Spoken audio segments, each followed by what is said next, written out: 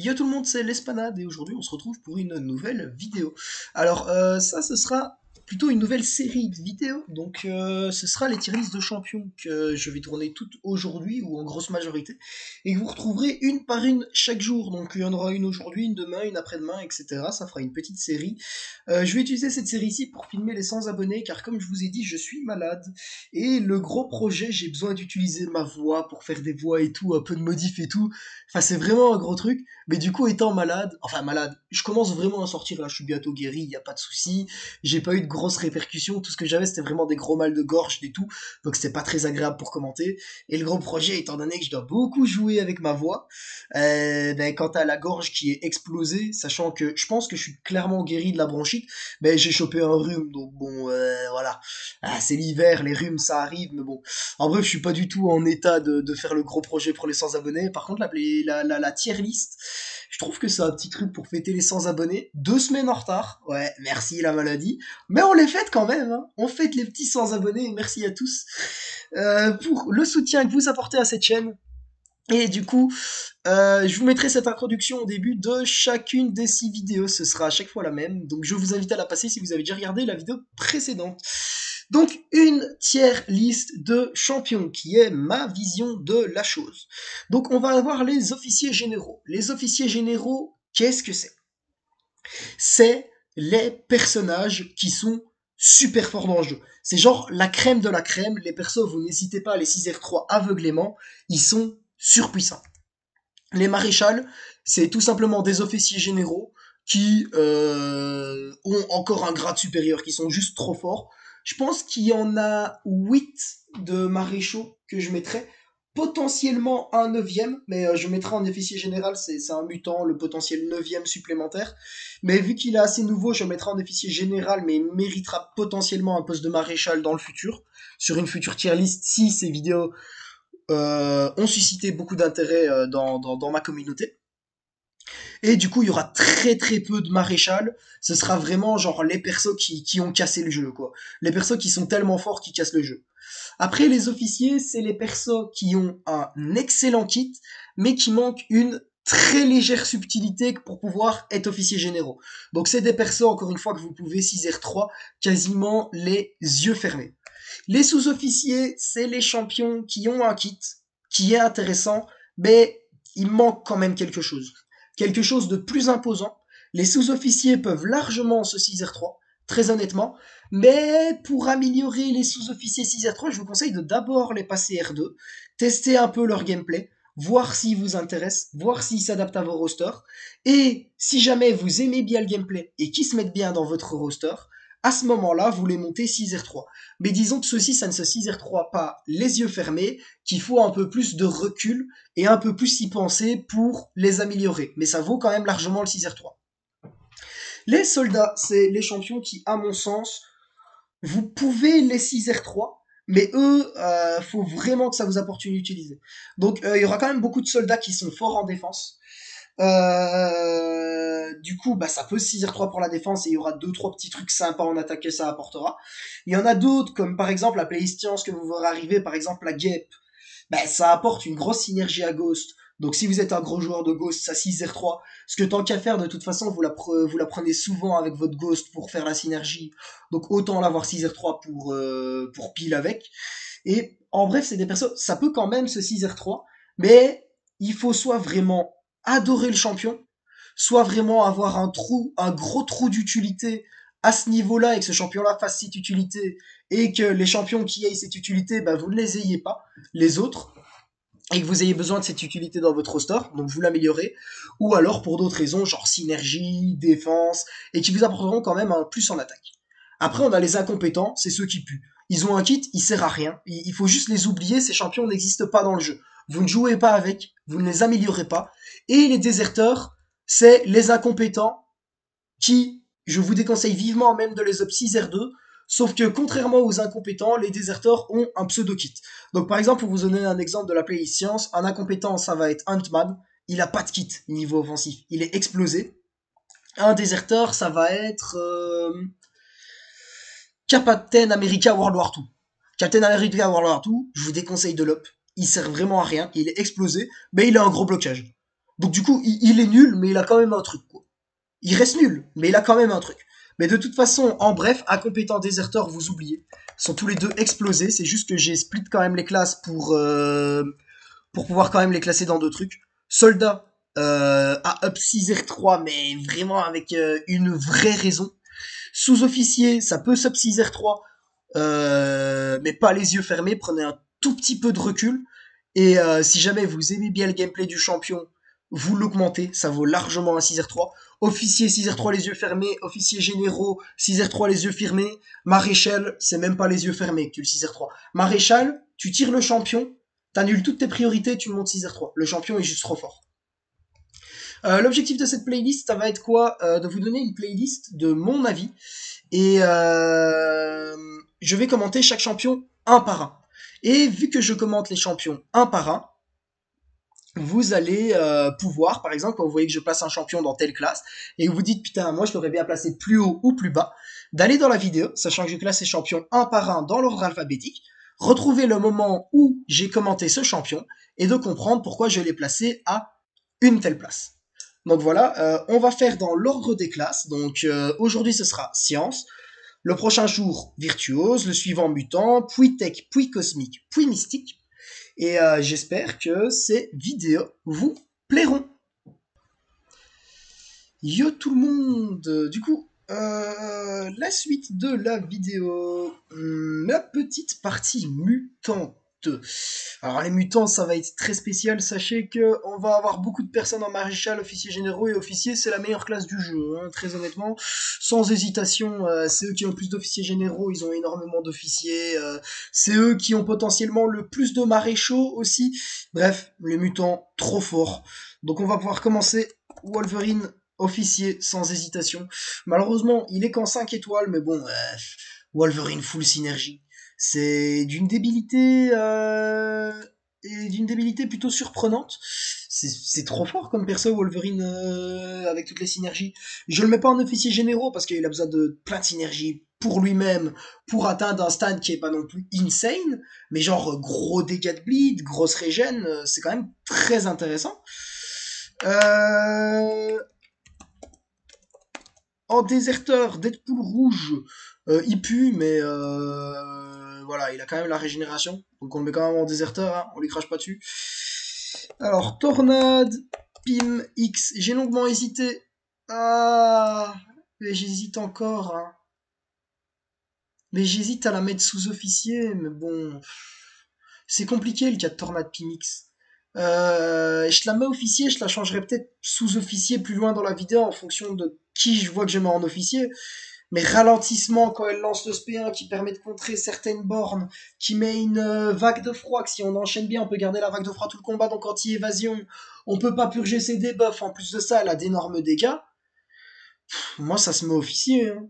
Et en plus, tu peux la mettre en cavalier d'apocalypse pour qu'elle fasse encore des plus grosses tueries. Moi, Tornade Pimix, c'est officier, hein. Et là, Wolverine, je vais mettre femme. Ah, X23, voilà. X23. J'ai envie de la placer sous-officier, hein, Wolverine X23. Quand même, très correct dégâts de bleed, très bonne régénération. De toute façon, je vous l'ai dit, quasiment tout va être au-dessus de sous-officier, hein, dans les mutants. Donc attendez-vous à voir tout sur le parti gauche du tableau, hein. Vous aurez pas beaucoup de soldats, de déserteurs et d'incompétents, hein, très honnêtement. La classe mutante est juste beaucoup trop forte actuellement. Mais du coup, Wolverine X23, sous-officier, ça me paraît bien. Elle a quand même une bonne régénération. Elle a quand même de très bons dégâts de bleed, mais elle a pas plus d'utilité.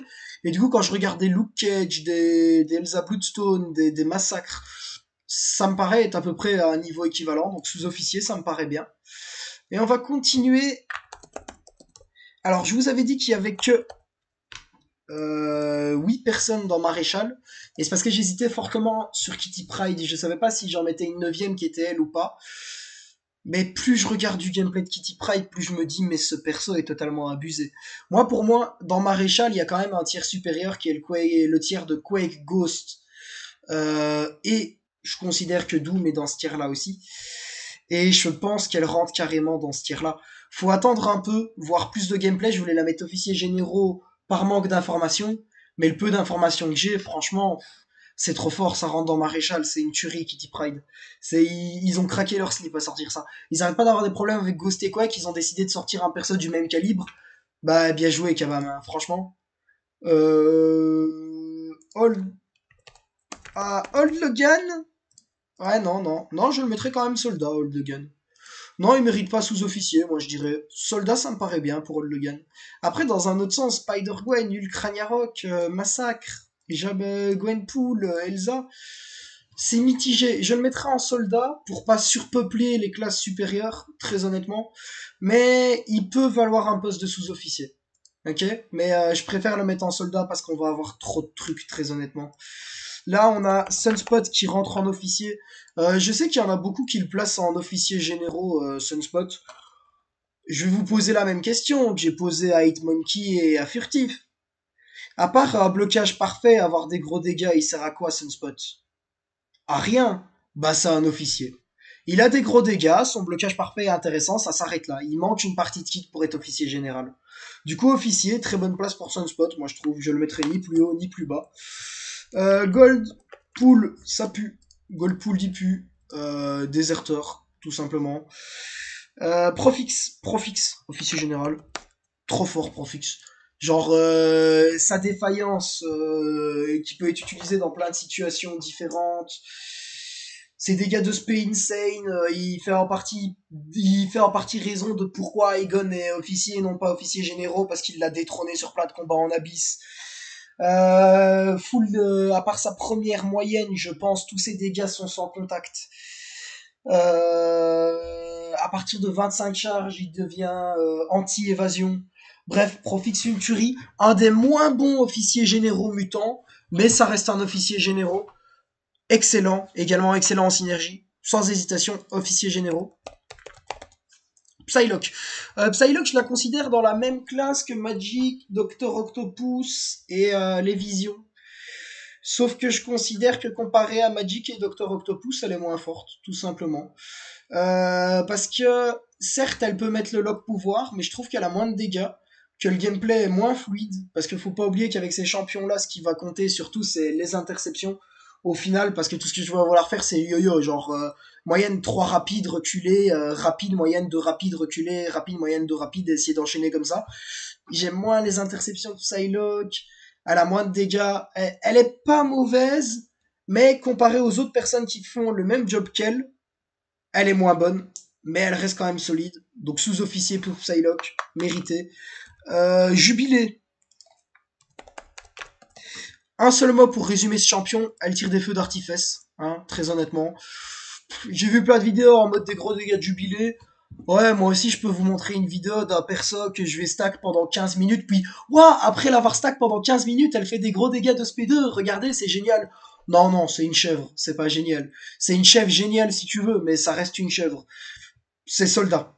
Elle a quand même un kit, elle peut pas être déserteur, elle peut pas être incompétent, elle peut pas être sous-officier. Son kit est pas suffisant, moi je trouve. En tout cas, c'est mon humble avis. Mais pour moi, Jubilé, c'est pas du sous-officier, c'est du soldat. Elle est trop faible, tout simplement. Emma Frost, sous-officier, sans hésitation. Excellente synergie, immunité des buffs, dégâts corrects, mais il lui manque certains trucs dans son kit que pour pouvoir passer officier. Ça reste un kit très sympathique. Moi, je monterais la mienne 6R3 parce que, comme je vous ai toujours dit, les sous-officiers, vous pouvez les monter 6R3 si vous aimez bien le gameplay ou qui vous servent en synergie, etc. Moi, la mienne me sert énormément en synergie parce que je suis un grand fan de Colo et de la Colo Squad et du coup, elle rentre beaucoup dans la Colo Squad. Et également, bah, le champion, je trouve que bien optimisé, c'est pas mauvais. Donc Emma Frost sous-officier, ça le mérite. La même pour Malicia. Malicia, beaucoup basé sur les cheese. Hein. Malicia peut cheese beaucoup de combats, les combats avec buff et tout ça. Et hors des cheese a quand même un combat classique assez sympa. Donc sous-officier, ça le mérite, très honnêtement, mais je me vois mal la mettre plus haut. Alors Tornade, pour pas surpeupler le monde des mutants, Tornade en chevalier d'Apo peut mériter le grade de sous-officier. Mais bon, si je commence à me comparer tous les mutants en chevalier d'Apo, en full synergie, blablabla, autant vous dire, j'ai 20 mutants en officier généraux. Hein. Mais Profix 4 charges plus chevalier d'Apo sur n'importe quel mutant, même sur Deadpool rouge, il pétera le cul à tout le monde, hein, tout simplement. Mais à un moment donné, pour mettre le type en chevalier d'Apo, faut trouver le moyen de charge Apo ou bien alors prendre câble en plus, et très honnêtement, prendre Apo plus câble, tout ça pour mettre Chevalier d'Apocalypse sur Tornade, moi je dis ça vaut pas le coup, donc elle reste Tornade. Elle reste soldat. Par contre, sur Tornade, Pyramidix et Wolverine, perdre des persos dans sa team pour mettre Chevalier d'Apo sur l'un d'eux, ça vaut largement le coup. Donc eux deux, je les mets officiers, sachant que leur kit de base, même sans synergie, reste. Je dirais qu'ils sont sous-officiers sans synergie, mais avec synergie, ils deviennent tellement forts que on peut les mettre officiers. Moi je dis. Omega Red, hein. Hop, je pense que il n'y a même pas débat là-dessus. Omega Red, une tuerie. Que ce soit en polyvalence, énormément d'immu, des dégâts très très complets, très faciles à mettre et qui frappent fort. Là même, Namor peut renvoyer tous les dégâts. Le cycle d'Imperius Rex qui est trop fort. Omega Red, Namor, je pense qu'ils sont officiers généraux, j'ai pas besoin nécessairement d'argumenter sur eux. Excellent perso. Diablo. Alors pourquoi est-ce que je le mets incompétent? Il faut savoir que j'ai dû faire le challenge de Karina avec Diablo Diablo. Pas Diablo Diablo, Diablo version bleue. Et parce que je n'avais pas Malicia, j'avais aucun des persos qui étaient pour. Et j'ai eu mal aux yeux pendant 3 jours. Parce que ces animations bleues de quand il recule, ça nous donne des crises aux yeux, ça tue tes yeux. Et moi je considère qu'à partir du moment où un champion te tue IRL, qu'il est incompétent. Genre, le principe du champion, c'est pas de tuer ton adversaire, c'est de te tuer toi dans la vraie vie. Genre, Diablo a failli me tuer pendant que j'ai fait le challenge de Karina. J'ai eu mal aux yeux pendant 3 jours pour l'avoir joué pendant 1 heure. C'est incompétent. Ça dégage, Diablo. Très honnêtement. Genre, je dis pas que le kit du perso est mauvais. Je dis que dans le kit du perso, il y a une phrase où il est noté les animations du perso essayent de te tuer IRL. Incompétent. À partir du moment où le perso essaye de te tuer toi, c'est incompétent. Désolé. Gambit, sous-officier. Avec le rework, il est devenu pas mauvais. Chevalier d'Apo lui donne quand même une polyvalence de fifou. Genre avoir 100% de chance de blocage parfait, c'est insane. C'est entre guillemets le seul perso à avoir accès à ça du jeu. Sachant que Cap America, mais uniquement sur les parades, y a accès.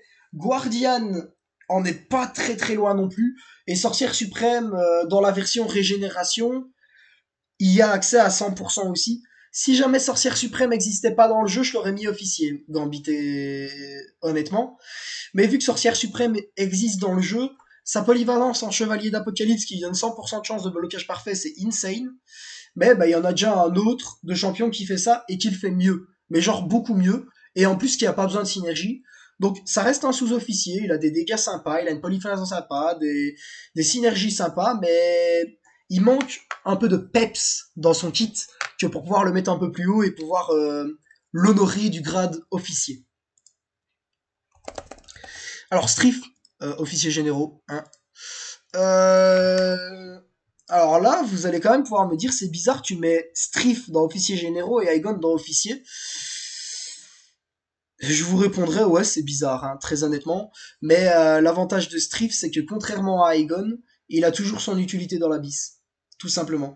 Genre, Striff peut toujours one-shot plein de fights dans l'abysse, ce qu'Aegon peut pas faire.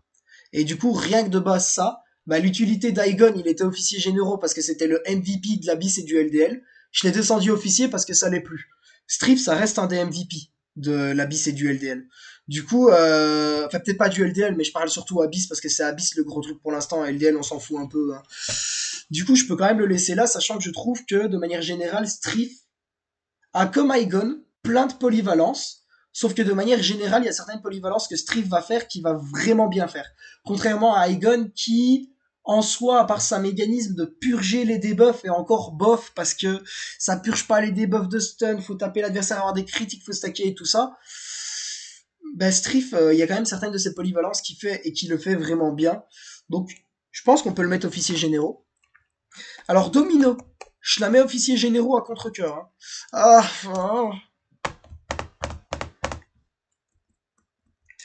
ah, mais je sens que vous allez me crier dessus, hein, si je mets Domino là. Mais en soi, je vais me baser sur les arguments que j'utilise tout le temps. C'est quoi l'utilité de Domino? Taper fort. Ça s'arrête à peu près là, on est d'accord. Il n'y a pas grand chose d'autre que taper fort. Sunspot, pourquoi est-ce que je l'ai mis là? Parce qu'il tape fort, mais il n'a pas nécessairement énormément de polyvalence à côté. Il tape fort, mais il a pas beaucoup de polyvalence à côté. Furtif. Aegon. Non, pas Aegon. Hitmonkey. Il tape fort, mais il a pas beaucoup de polyvalence à côté. Suivant ces arguments-là, je peux pas mettre Domino plus haut. Parce qu'en soi, Domino, elle tape fort. Je dirais même qu'elle tape plus fort que Furtif et Hitmonkey. Mais disons que c'est un faux officier, ok?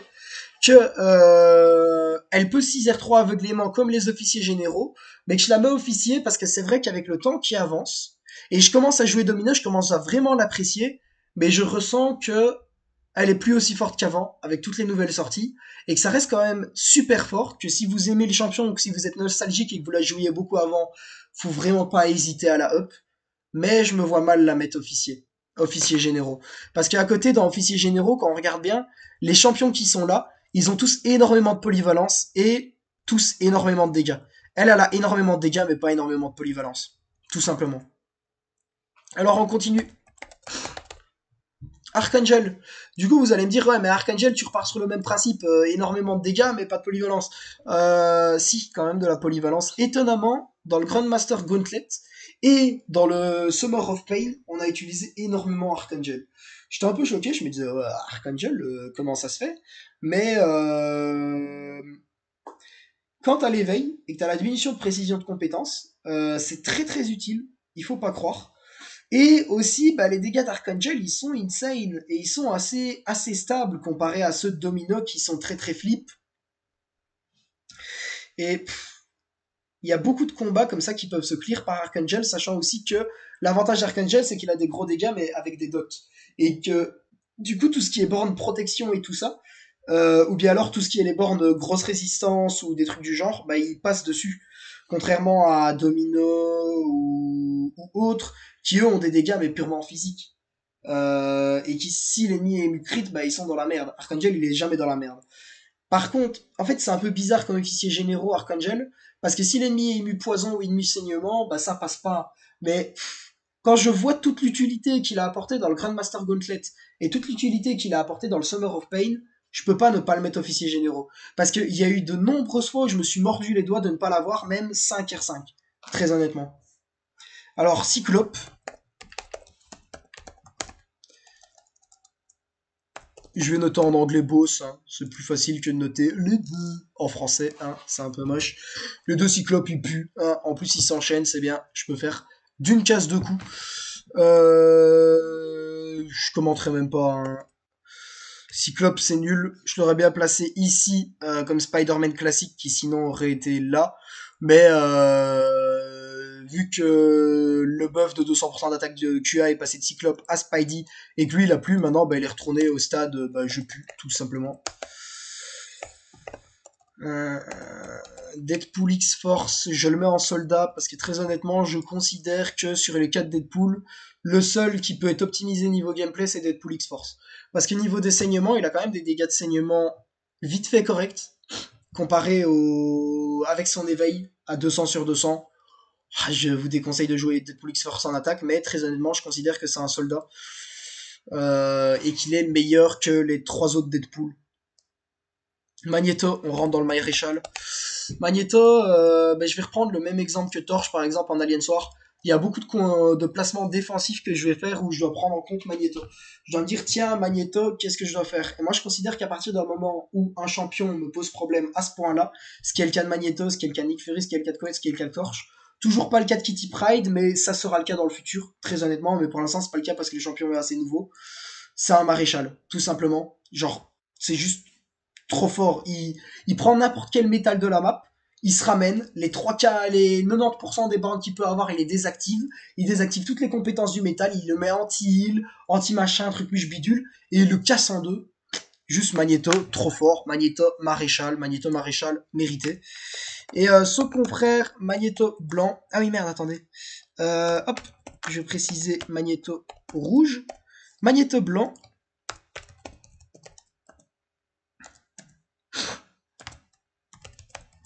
Magnéto blanc, très honnêtement, moi, c'est parce que Magneto existe, mais si Magneto rouge existe, mais s'il n'existait pas, j'aurais mis officier généraux.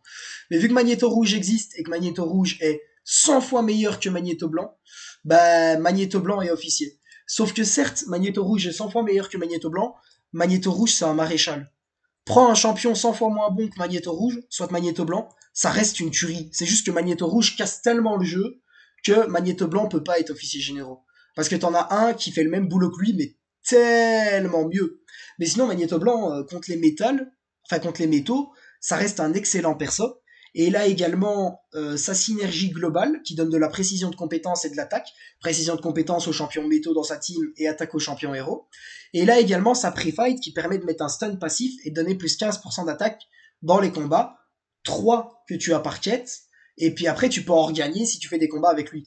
Bref, Magneto Blanc hyper solide. Officier sans hésitation. Très très bon contre les métaux. Clairement moins bon que Magneto Rouge, c'est pour ça qu'il est officier, mais ça reste quand même une très bonne option contre les métaux. Et puis surtout, tout son côté utilitaire est vraiment super poussé, super fort. Et que ce soit sa pre-fight ou sa synergie globale. Sachant qu'il a aussi une synergie avec Profix, c'est le seul à avoir une synergie avec Profix qui est intéressante pour Profix, qui est très bien aussi. Donc oui, officier, sans hésitation. Et on continue avec Platinum Pool. Je le mets en déserteur.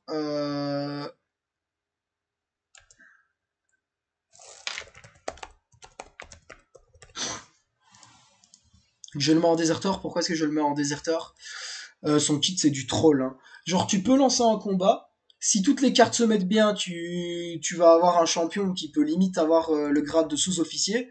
Mais si les cartes se mettent mal, il va avoir un kit le niveau en dessous d'incompétent. Genre, le champion, tu as un taux de chance de tirer des trucs qui vont faire en sorte que le champion devient nul. Je comprends pas trop bien le concept, hein, très honnêtement. Vraiment nul, déserteur, mérité. Platinum Pool, ça dégage, c'est mauvais. Weapon X. Je considère que c'est officier, moi, Weapon X. J'ai pas vu énormément de gameplay avec, parce que c'est un perso trophée. Mais je trouve qu'il est quand même plutôt bon, hein, Weapon X, franchement. Genre, il a des bons dégâts, bonne régène. Il peut stack les bleeds, ce qui lui permet de faire les combats bah, en abyss. Hein. On n'a rien. Hein. Mais moi, j'ai vu un seul one-shot de Ulcrania Rock de ma vie en abyss. Enfin non, deux. Un, c'était Professor X, l'autre, c'était Weapon X, hein, les gars. Donc sur les combats abyss, si vous avez Weapon X, vous pouvez le prendre. Hein. Et après, il faut optimiser son gameplay. C'est chiant et tout, c'est long. Mais il peut faire plein de one-shots. Et on continue avec le poteau Avoc. Avoc ultra sous-côté. J'avais une vidéo de Kaba Mike, je pense. Avoc House of Utilities.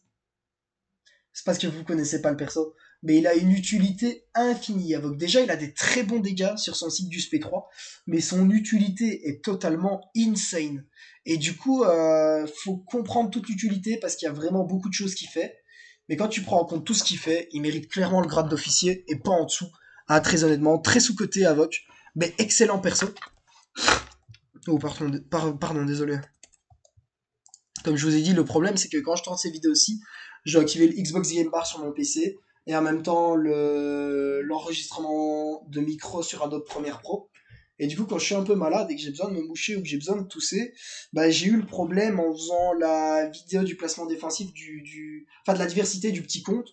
Tout a bugué juste parce que j'ai mis pause à l'enregistrement pour me moucher. Du coup, ici, bah, j'ai plus le choix. Il faut que je fasse ça en live, malheureusement, pour pas niquer toute la vidéo. Faudra que j'essaye de comprendre un peu mieux pourquoi est-ce que ça va bugger la dernière fois. Enfin, soit iceberg, résistance sur le SP3, triple immu, saignement, incinération, poison. Et à part ça, ça s'arrête là, mais rien que ça reste quand même très sympathique. Iceberg mérite clairement le sous-officier.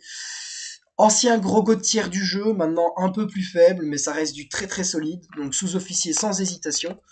On continue, Bishop, je le mettrais bien officier parce que depuis son rework, très intéressant, bonne polyvalence, bon dégâts. Donc officier sans hésitation, très bonne résistance à l'énergie.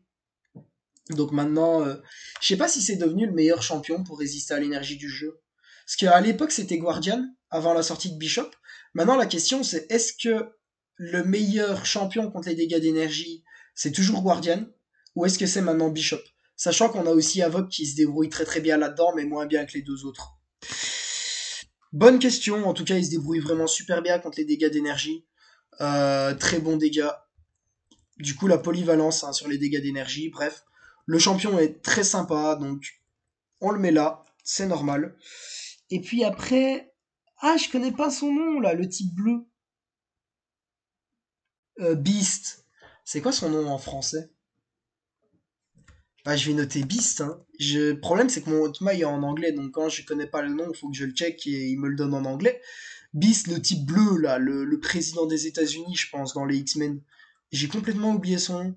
Enfin, soit, de toute façon, on va pas s'attarder dessus. Déserteur, son kit est bof, mais il a quand même un demi-kit, donc il se met là.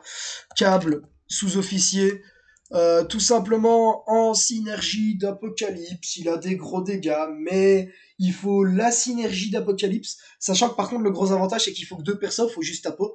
Parce qu'en fait, il faut Apo synergie câble pour le monter à 4 charges Apo. Mais du coup, bah, c'est câble que tu prends. Donc, bah, tu l'as la synergie câble. Mais je ne mettrai clairement pas officier. Parce que je trouve qu'il mérite pas le grade d'officier. Genre, quand je regarde Cab à côté de Bishop, Avoc, Weapon X, Magneto Blanc, Domino, Sunspot, Tornado Madix, Wolverine ou même les gens de l'autre classe, ils le méritent pas. C'est un perso sympa si vous voulez vous amuser à mettre des gros dégâts, mais bon, faut tout le temps parade, heavy, que l'ennemi soit pas immu à chi, catcha, choc, pas très bon blocage, bon. C'est sympa depuis la sortie, c'est un peu la même chose avec Dents de Sabre, hein. Dents de Sabre, ça peut être officier depuis la sortie de Sasquatch. Malgré le nerf, ça reste très solide, même pour les longues quêtes. Ça monte pas plus haut. Disons qu'il il y a une synergie, que ce soit pour Cab ou pour Dents de Sabre, qui leur ont tous les deux apporté des avantages, qui les ont rendus plus forts. Mais déjà, faut prendre la synergie, faut optimiser des trucs, faut faire des trucs en pré-combat et tout ça. Et à la grosse différence de par exemple Tornade Pyramidix et Wolverine, c'est que Tornade Pyramidix prend la sans synergie, c'est déjà fort. Prends-la avec des synergies, c'est encore plus fort. Cable prend le sans synergie, c'est un déserteur. Dent de sabre prend le sans synergie, c'est on peut le mettre quand même soldat sans dent de sabre, sans synergie. Et c'est pour ça que eux, je vais les mettre sous officiers et que, bah, par exemple, t'en as Pyramidix ou Wolverine, qui eux sont officiers, car eux, déjà, sans synergie, c'est déjà fort. Avec des synergies, ça l'est encore plus. Alors, on arrive vers la fin. Oh, waouh! Colossus en maréchal, on s'y attendait pas venant de ma part. Pas du tout. Euh, je vais m'expliquer. Je vais m'expliquer. Colossus, je vais vous dire une seule chose. Dans le jeu, j'ai toujours dit qu'il n'existait pas de champion qui était safe et qui avait des gros dégâts.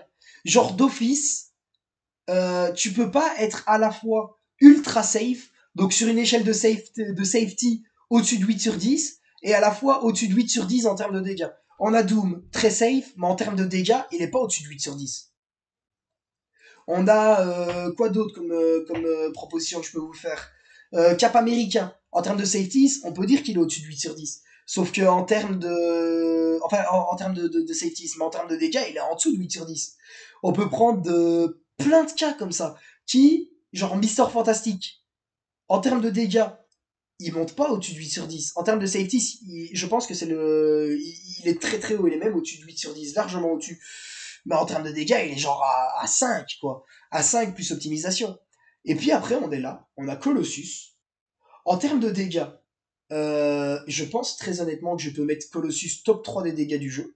J'espère que vous avez regardé ma vidéo sur les virtuoses où j'expliquais que non, Proxima n'a pas les plus gros dégâts du jeu et que quand je parle de gros dégâts, je parle d'un champion qui a des gros dégâts et qui est viable et que les gros dégâts, faut pas se casser la tête à les faire. Genre Colossus, tu fais un gameplay basique, tes dégâts, tu les as d'office, tu vois. Tu dois pas te complexifier la vie à faire un gameplay de outil plouk machin, tu vois. Ben, pour moi, très honnêtement, Colossus fait partie des top dégâts du jeu, hein. Le seul problème de Colossus, c'est qu'il va falloir prendre full synergie. Ok. Donc vous allez me dire, ouais, bah, tu dois prendre full synergie, donc c'est officier généraux. J'ai déjà donné cet argument à beaucoup de personnes. Donc ici, les chevaliers d'Apocalypse que j'ai mis plus bas. Parce que certes, en chevalier d'Apo, ils sont meilleurs. Mais bah, faut prendre le chevalier d'Apo. Colossus, c'est synergie, les gars. Vous voulez que je vous les rappelle? Professeur X, officiers généraux. Omega Red, officiers généraux. Apocalypse, qui va venir plus tard, officiers généraux.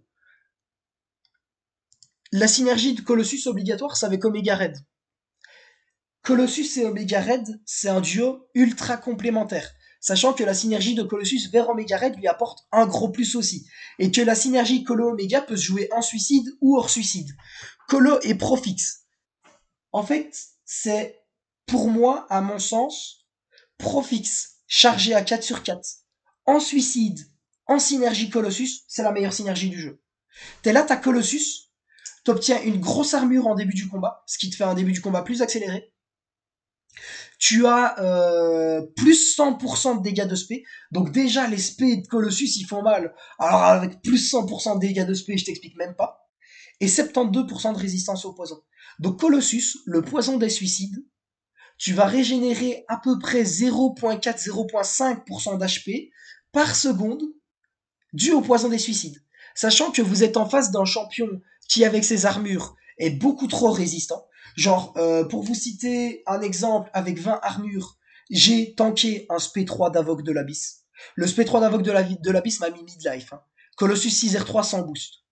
C'est le champion le plus résistant du jeu, hein, Colossus, hein, pour si vous vous demandez des choses, en termes de dégâts non critiques. Parce qu'après, c'est certes, quand tu fais un coup critique, bah ça perce l'armure malheureusement, mais en termes de dégâts non critiques, c'est le champion le plus résistant du jeu. J'ai bouffé un SP3 de Havok dans l'abysse. J'ai bouffé des SP3 de tout le monde de toute façon. J'ai fait mon pass abyss avec Colossus, j'en ai bouffé de Mephisto, j'en ai bouffé de Luke Cage, j'ai bouffé des quinzaines de SP3. Il y en a aucun qui m'a tué, hein, les gars. Hein.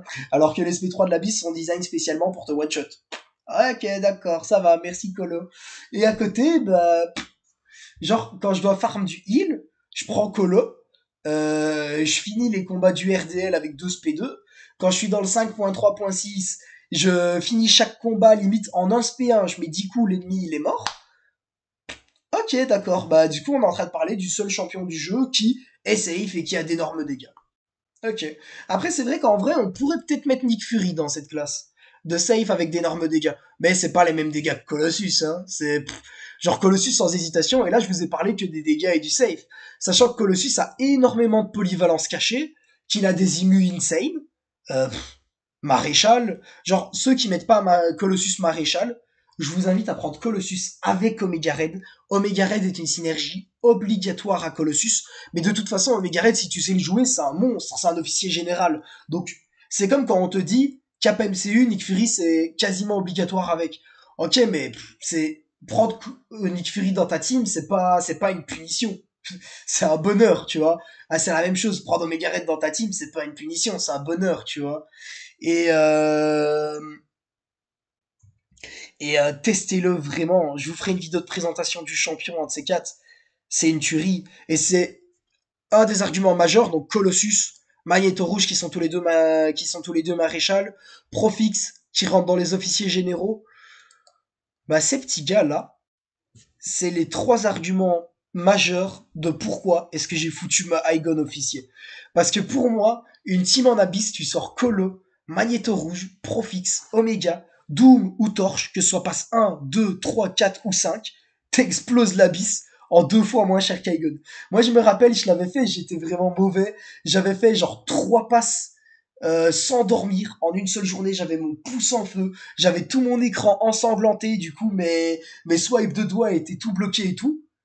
Et je vous ai expliqué, je pense que c'était dans la vidéo précédente, j'ai comparé mes stats avec un Merx alors que moi j'étais pas du tout dans les bonnes positions pour faire le pass. J'ai fait des résultats limite meilleurs que le Merx, alors que lui fait tout le temps l'abysse. Moi j'étais en first time, j'étais là, j'étais pas concentré ni rien. Enfin voilà, je parle beaucoup sur Colo. J'aime trop le champion, mais il mérite juste le maréchal. Le champion est juste beaucoup trop fort. Et à mon sens, maréchal, si je devais le classer dans la classe mutante, je dirais qu'il est top 4 du jeu, hein, Colo. Franchement, moi je dis un Quake, 2 Ghost, ou un Ghost, 2 Quake. Enfin, un 2 Ghost Quake. Tout simplement. Moi, et je sais pas vous dire c'est Quake ou Ghost les meilleurs, je sais juste que vous dire c'est eux le top 2. Parce que je joue ni Quake ni Ghost, mais je connais leur potentiel. 3 Doom, 4 Colo. Moi, ça c'est mon top 4 du jeu. Après le reste, c'est un peu mitigé à voir. Pour moi, le top 4 du jeu, c'est le numéro 4 Colo. Sans hésitation. Mais au moins Maréchal, ça c'est certain. Après top 4 du jeu, si vous avez d'autres tiers, bon, voilà, chacun un peu sa vision du jeu, j'ai envie de dire. Mais Maréchal, pour moi, Colo l'est absolument sans aucune hésitation. Alors, oh, j'ai failli mettre en sous-officier. Non, Sinister, c'est un soldat, mon petit frérot. Tout simplement, c'est un peu comme Modok que j'avais mis ici. Ah, gameplay d'attaque, vite fait sympa, si tu l'optimises un peu, mais rien de fifou non plus. Soldat, mérité. Et puis, Apocalypse, officier généraux également, sans aucune hésitation. Apocalypse, un pur monstre. Une arme de destruction massive, le petit Apocalypse. Donc ouais, c'est officiers généraux, que ce soit avec ses synergies. C'est juste un peu dommage parce que ces synergies. En fait, ce qui va être dommage avec ces synergies, c'est qu'on va être obligé de prendre câble ou Sinister, donc il y a le petit Mermaid là-bas, parce qu'on prend tout le temps câble, mais je vous rappelle que Sinister marche aussi pour la synergie, et jouer un combat avec Apo ou charger Apo. Alors ça fait chier, parce que pour la synergie, tu dois charger Apo. Après, dans l'autre sens, c'est Apo. C'est un officier généraux, le perso est trop fort. Donc faire un combat avec Apo, c'est pas non plus hyper handicapant, quoi. Tu te dis pas, c'est pas comme si je te disais, ouais, pour avoir une synergie forte, tu dois jouer un combat avec Deadpool rouge. Non, tu dois jouer avec Apo, frérot. Genre, c'est pas non plus la mer à boire, quoi. Sinon, au niveau du gameplay, il a énormément de polyvalence avec de très bonnes immus. Il a des cycles de debuff super bons et il a un gameplay ultra safe avec des dégâts très corrects. Apo, officiers généraux, sans hésitation. Bon, voilà, c'est la fin de la vidéo. Tier list mutante. Je pense qu'elle va être beaucoup discutée, hein, celle-ci. Malheureusement, bah, quand on est dans la meilleure classe du jeu, après, ça va être compliqué d'aller chercher vraiment une tier list parfaite. Il y a beaucoup de subjectifs qui rentrent dedans parce que bah il y a trop de persos à débattre et quand c'est trop pico en fait. Donc voilà, ça va être la fin de la vidéo. Je vous souhaite comme d'habitude une bonne fin de journée ou une bonne fin de soirée. On se retrouve demain pour la tier list. Laissez-moi regarder la tier list tech. Allez, salut à tous.